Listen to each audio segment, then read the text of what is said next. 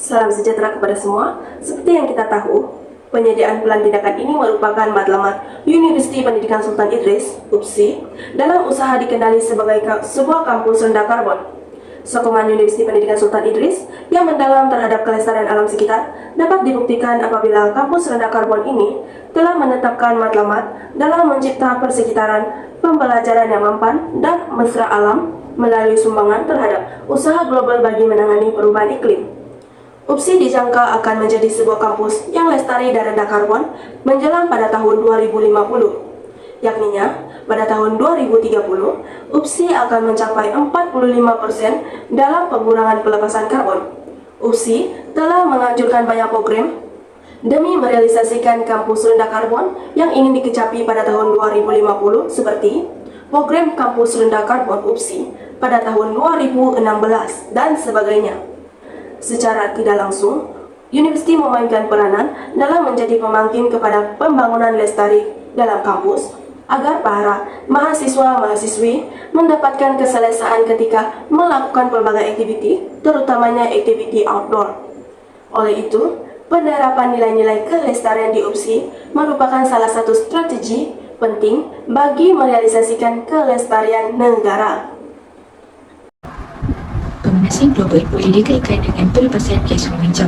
Sebagai pencegahan, kita telah merangka ataupun merancang beberapa langkah bagi mencegah perkara tersebut. Antaranya ialah program negara rendah karbon yang melibatkan beberapa buah negara termasuk Malaysia. Sebagai negara yang terlibat, kita telah berikrar untuk menjadi negara rendah karbon menjelang 2050. Kembali kepada fokus kita, iaitu di sekitar kawasan Universiti Pendidikan Sultan Idris terdapat pelbagai cadangan penambahbaikan yang telah disenaraikan oleh Kumpulan 3. Yang pertama adalah pemasangan catalytic converter. Alat ini akan dipasang pada bahagian exhaust kenderaan bermotor. Alat ini berfungsi untuk mengurangkan ataupun menekankan karbon monoksida yang dikatakan berbahaya kepada karbon dioksida. Cadangan penambahbaikan yang kedua adalah berkaitan undang-undang kenderaan yang telah ditetapkan oleh pihak UPSI.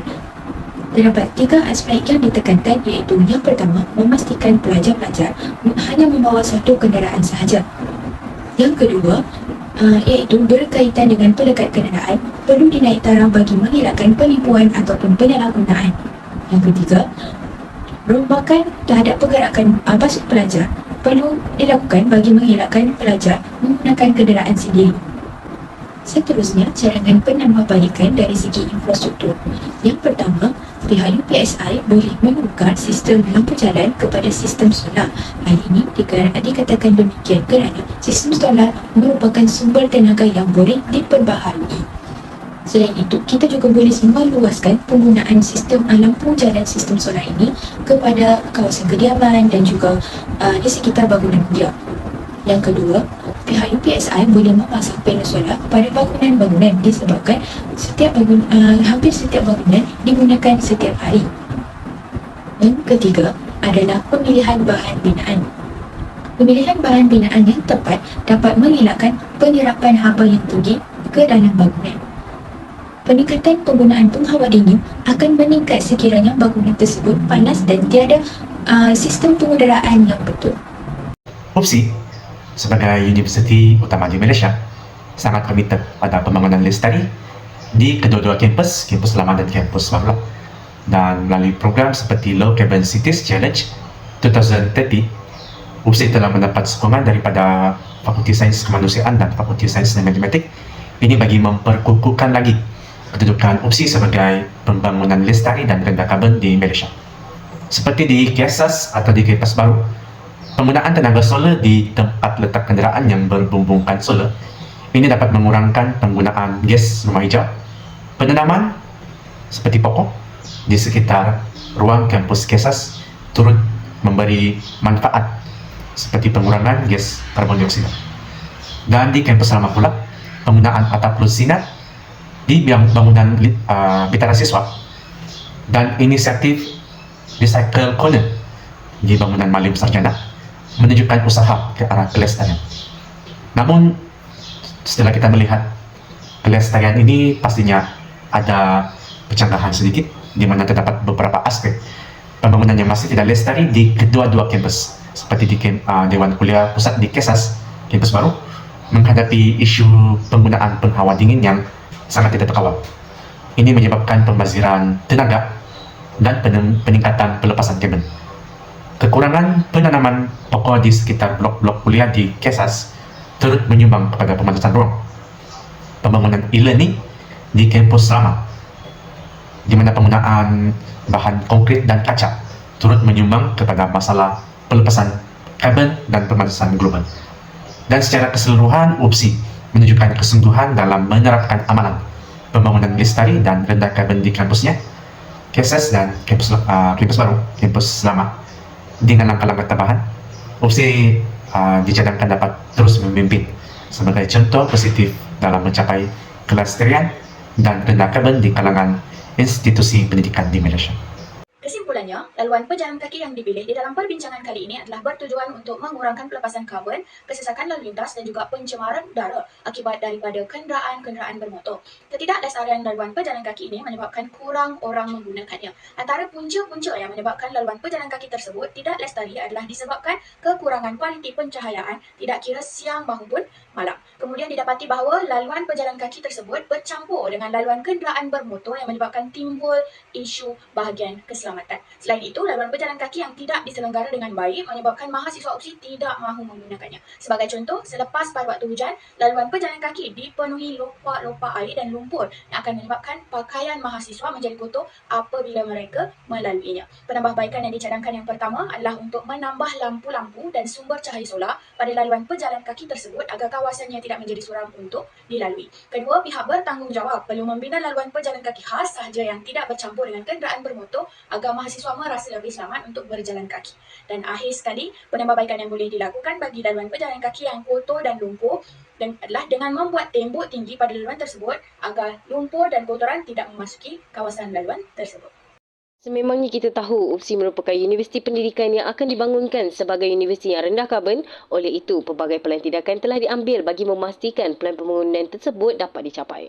Antara pelan tindakan yang telah dicadangkan adalah penjimatan air. Bagi membangunkan sebuah kampus yang lestari, penanaman tanaman hijau akan sentiasa dilaksanakan. Oleh itu, air yang digunakan bagi memenuhi keperluan tumbuhan perlulah diuruskan dengan bijak supaya tiada sebarang pembaziran akan berlaku. Sistem pengairan air setempat seperti sistem pengairan renjis dan sistem pengairan titis perlu dilaksanakan.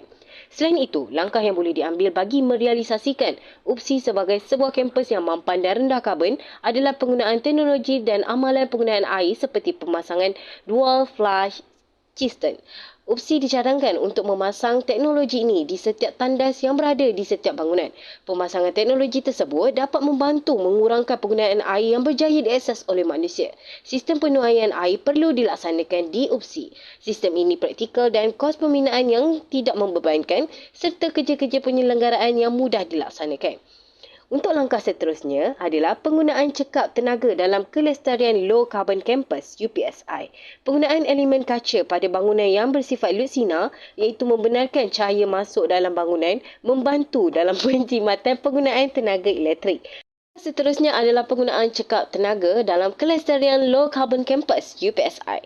Penggunaan elemen kaca pada bangunan yang bersifat lutsina iaitu membenarkan cahaya masuk dalam bangunan membantu dalam penjimatan penggunaan tenaga elektrik. Perkara ini perlu menitik beratkan berkaitan dengan keselamatan dan kesan kepada kecekapan tenaga. Contoh kaca yang boleh digunakan adalah tempered. Cadangan seterusnya adalah pemasangan lampu LED membantu dalam pengurangan kadar pelepasan karbon dan kesan kepada gas rumah hijau.